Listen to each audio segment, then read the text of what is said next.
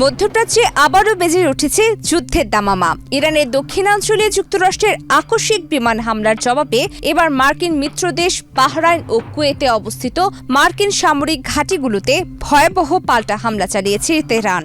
ইরানের elite force ইসলামী বিপ্লবী guard বাহিনী আইআরজিসি দাবি করেছে তারা দুই দেশের অন্তত ৮৫টি মার্কিন লক্ষ্যবস্তুতে এই যৌথ মিসাইল ও ড্রোন হামলা পরিচালনা করেছে।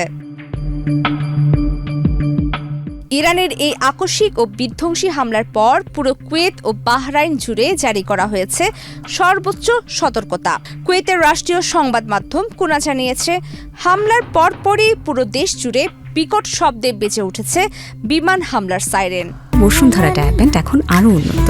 এই হট এয়ার থ্রো টপশিট দ্রুত শোষণ করে সোনামণিকে দেয় কোমল অনুভূতি। কুয়েত আর্মি আকাশপথে আসা শত্রু ভাবাপন্ন মিসাইল ও ড্রোন প্রতিহত করার কথা স্বীকার করেছে। অন্যদিকে মার্কিন নৌবাহিনীর 5th ফ্লিটের সদর দপ্তর বাহরাইনেও জারি করা হয়েছে সর্বোচ্চ রেড অ্যালার্ট।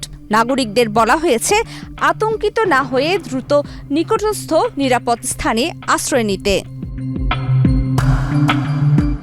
ইরানের দাবি, দেশটির প্রয়াত সর্বোচ্চ নেতা আয়াতুল্লাহ আলী খামেনির শেষ বিদায় উপলক্ষে যখন দেশটিতে 7 দিনের রাষ্ট্রীয় শোক ও আনুষ্ঠানিকতা চলছে, ঠিক তখনই এই কাপুরুষোচিত হামলা চালায় ওয়াশিংটন। লাখ লাখ ইরানি যখন কোম শহরে শোক মিছিলে সামিল, তখন আমেরিকার এই আগ্রাসনকে চরম উস্কানিমূলক বলে আখ্যা দিয়েছে আইআরজিসি। মার্কিন বাহিনী ইরানের আকাশ প্রতিরক্ষা ব্যবস্থা এবং উপকূলীয় রাডার ধ্বংসের দাবি করলেও ইরান একে দেখছে তাদের সার্বভৌমত্বের উপর সরাসরি আঘাত হিসেবে।